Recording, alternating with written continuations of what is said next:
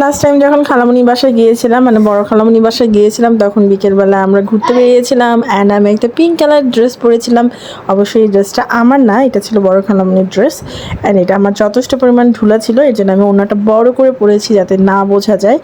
And খালামণির Dhamrai এলাকাটা এত সুন্দর, এখানে হাঁটার জন্য অনেক সুন্দর মানে প্লেস আছে, রাস্তা আছে। আর এখানে আমার ছোটো বোন আর আমার নুরাজ বাবু এখানে দাঁড়িয়ে আছে। আমি ভয়েস দিচ্ছি বলে এই জন্য আমি কন্টিনিউ করতে পারতেছি না, আমার হাসি চলে আসতেছে।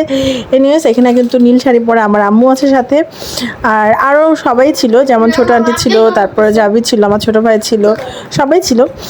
তো এই তো আমরা সবাই মিলে মজা করছি, অনেক ঘোরাফেরা করছি। এরপরে আমরা একটা পুকুরের কাছে গিয়েছিলাম, ওখানকার পৌরসভা বলো এটাকে, পৌরসভার একটা অফিস টাইপের একটা কিছু, হয়তো আমি ভুলও বলতে পারি, ডিটেলস ওভাবে বলতে পারতেছি না কারণ ধামরাই মেয়ে আমি ওই।